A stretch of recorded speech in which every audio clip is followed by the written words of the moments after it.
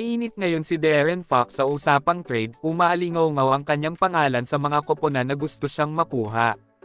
Si Fox ay may isang taon na natitira na itinalagang rookie extension na pinirmahan niya noong 2021. Kumikita siya ng $34.8 million ngayong season at $37.1 million naman sa susunod na season bago maging isang libreng ahente.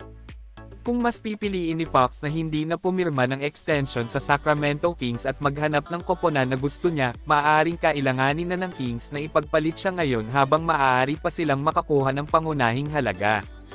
Madaming koponan ang naghihintay na maaaring kunin si De'Aaron Fox, at ayon nga sa mga source isa ang Los Angeles Lakers na posibleng mapuntahan ni De'Aaron Fox. Ang Lakers ngayon ay lubhang uhaw sa trade.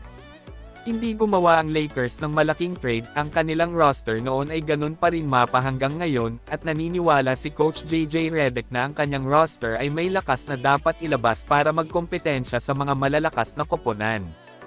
Ngunit hindi maiiwasan ang problema tulad na lang ng kakulangan sa depensa na isa sa problema nila ngayon. Bukod sa depensa na naging kulang sila ngayon ay ang kanilang opensa na hindi maayos minsan.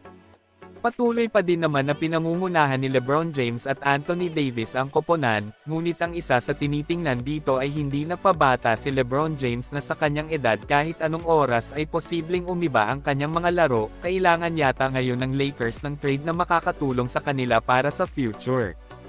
Si De'Aaron Fox ang dinidiin para sa Lakers na nababagay daw isama sa roster. Nasa kalakasan pa ngayon si De'Aaron Fox na nag-average ng 26.2 points, 5.0 rebounds at 6.1 assists ngayong season. Ngunit nakadepende pa rin naman yan dahil ang Los Angeles Lakers ngayon ay tila maayos naman ang kalagayan. Sa pangunguna ni LeBron James at Anthony Davis, nasa pang-5 pwesto sila ngayon sa masikip na Western Conference. Sa uulitin ang trade para kay De'Aaron Fox sa Lakers ay nakadepende, ang isa sa pinupunto dito ang makakatulong para sa Los Angeles Lakers ng sigurado at makakatulong para sa hinaharap dahil hindi na nga pabata si LeBron James na malapit na sa pagre-retiro, at tiyak kapag kunin ng Lakers si De'Aaron Fox ay ang posibleng pagkawala naman nina D'Angelo Russell at Roy Hachimura, o di kaya itong si Austin Reeves. Habang 7 sunod na panalo na para sa New York Knicks, nasungkit nila ang ika-7 panalo matapos talunin kahapon ang Washington Wizards sa iskor na 136 at 132, overtime ang naging laban mga idol, ngunit sa huli nga nangingibabaw pa rin ang New York Knicks sa pangunguna ni Jalen Brunson na tumapos ng game high na 55 points at 3 rebounds at 9 assists. Viral ngayon ang kanyang ginawa, ginulat niya ang lahat sa mainit na pagganap niya kahapon at ang malupit pa ay nakuha pa nila ang panalo. Ito ang ikatlong 50-plus points na laro ni Brunson sa New York Knicks, na tinanghal siya sa ikatlong manlalaro lamang sa kasaysayan ng prangkisa na nakapagtala ng ganito, habang ang kanyang kakampi na si Karl Anthony Towns ay hindi rin nagpapahuli. Tumapos siya kahapon na merong 30 points, 14 rebounds at 3 assists.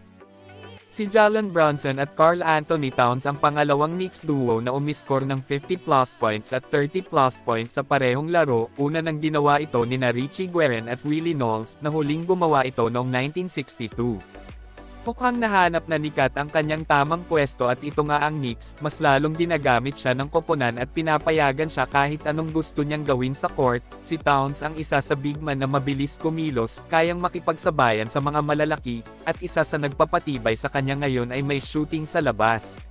Sa ngayon ang paglipat niya sa New York Knicks sa season na ito ay tila mas maganda sa kanya, dahil ngayong season maganda ang kanyang nilalaro, at makikita na naging comfortable siya ngayon na gumalaw at naaayon na ipares kay Jalen Brunson.